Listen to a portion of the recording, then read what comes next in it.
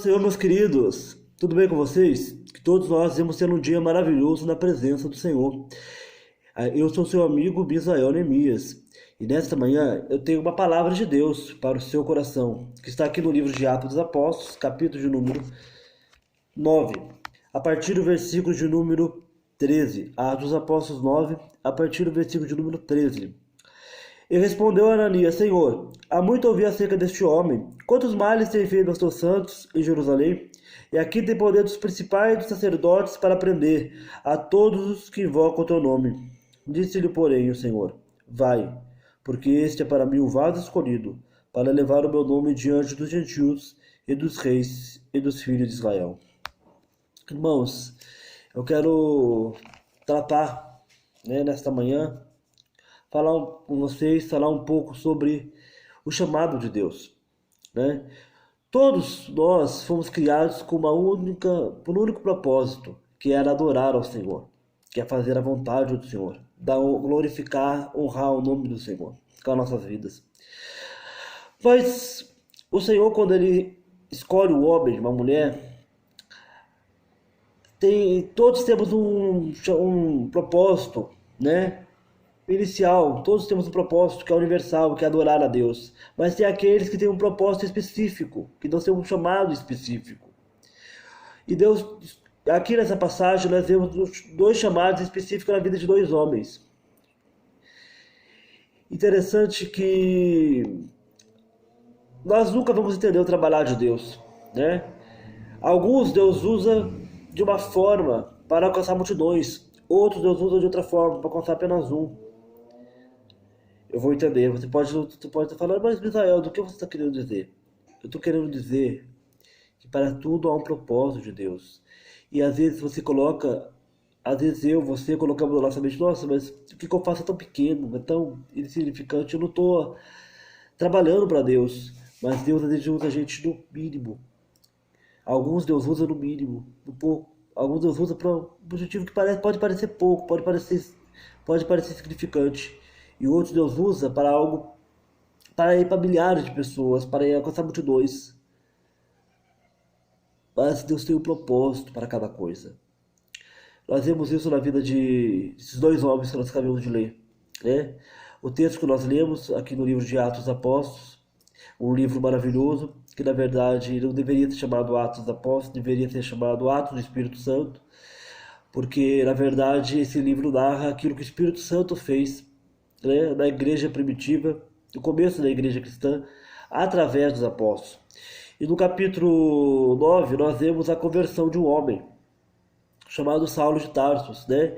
Saulo que era fariseu, Saulo que era de origem judia e grega, porque o pai dele era grego e a mãe era judia, e ele tinha cidadania romana, né? E Saulo ele foi criado ali em Jerusalém, aos pés do doutor Gamaliel.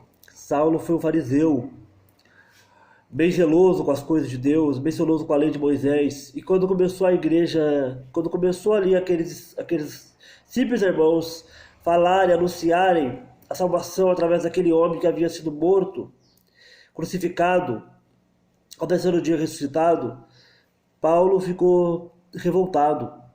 Ele começou então a perseguir os cristãos. Ele entrava nas casas, ele levava os cristãos presos, ele matava os cristãos, acabava com os cultos, tudo isso achando que estava trabalhando para o Senhor.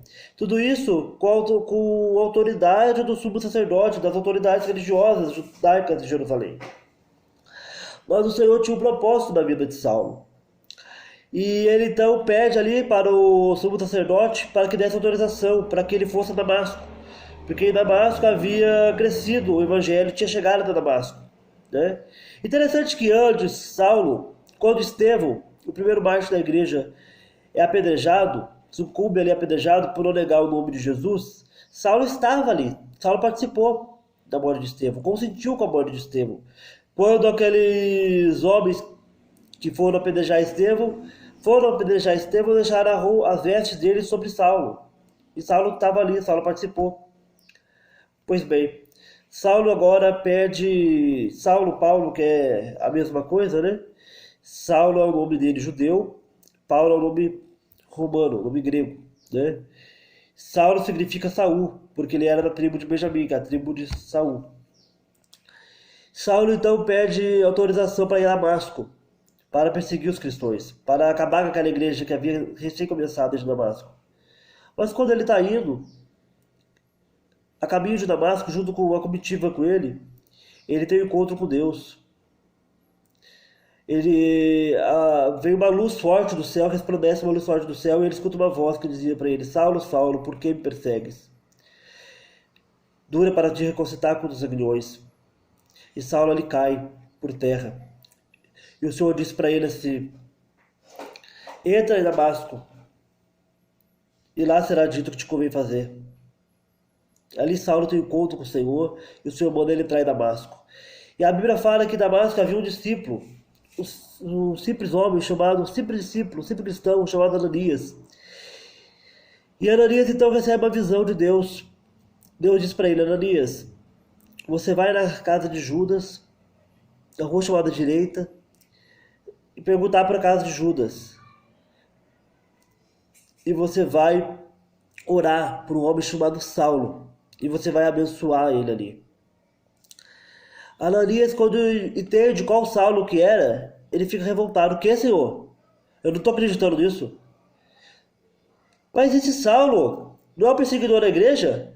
Não é aquele que entra nas reuniões, mata os crentes, prende os crentes? Não é ele que participou da morte de Estevão? Consentiu com a morte de Estevão?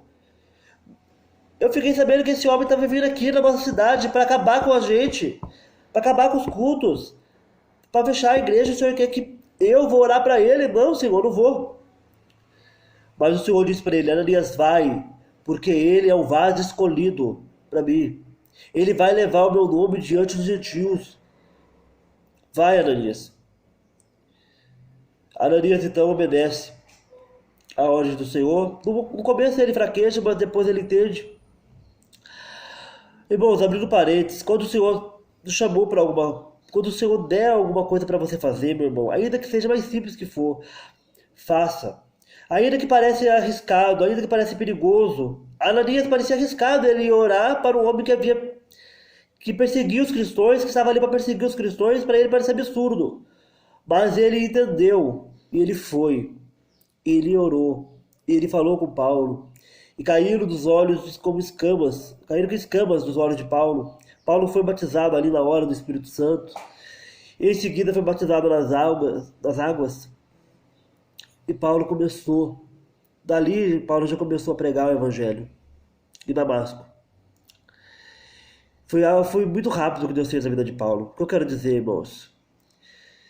Paulo foi um grande missionário, um grande homem de Deus, um grande plantador de igrejas, um grande escritor. A maior parte do Novo Testamento foi escrita por Paulo.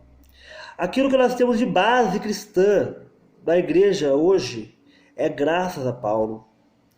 E nada disso não teria acontecido se aquele homem chamado Ananias não tivesse ido orar para Paulo. Se ele tivesse... No começo ele ficou com medo, mas se ele tivesse deixado aquele medo dominar ele, mesmo depois que Deus falou para ele, vai, se ele tivesse deixado aquele medo tomar conta, tivesse desobedecido a Deus, Deus poderia até usar outra pessoa para... Deus usaria, porque Deus é Deus, para falar com Paulo. Mas Ananias não teria participação naquilo que Deus fez. Mas Ananias foi, deixou Deus usar. E Deus fez uma obra gloriosa através da vida de Paulo. E Ananias teve participação naquilo. Irmão, às vezes Deus vai me usar você como Paulo, para levar o evangelho diante de várias nações, de vários povos, para várias pessoas. Mas às vezes Ele vai me usar, e usar você como Ananias, para abençoar um escolhido, para orar por um escolhido, para evangelizar um escolhido, para falar de Jesus a um escolhido. Não importa, irmãos, se nós vamos ser usados como Paulo ou se nós vamos ser usados como Ananias. O importante é nós colocarmos na brecha, é nós nos colocarmos na mão do Senhor, para que Ele faça conosco a tua vontade. Ananias some da história, não se escuta mais falar de Ananias mais em Atos. Não se escuta mais falar de Ananias. Mas aonde Paulo foi, Ananias foi com ele. Porque Ananias abençoou Paulo lá atrás. Ananias foi o primeiro que orou por Paulo lá atrás. Então, irmãos, Vamos deixar Deus nos usar, para muito ou para pouco, mas vamos nos colocar na presença do Senhor, vamos colocar na mão do Senhor, para que Ele venha nos usar, para que Ele venha fazer conosco o seu querer, para que Ele venha fazer conosco a sua vontade, para que o nome dEle venha a ser glorificado. Amém? Eu queria te pedir que você ficasse ligadinho aqui no nosso canal, que no próximo vídeo nós estaremos fazendo estaremos iniciando um estudo acerca do livro de Atos dos Apóstolos, esse livro tão lindo, tão maravilhoso, que tem tantas lições para nos ensinar.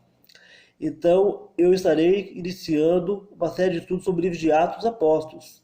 E peço que você divulgue para os seus amigos, para os seus familiares, para aquelas pessoas que você ama.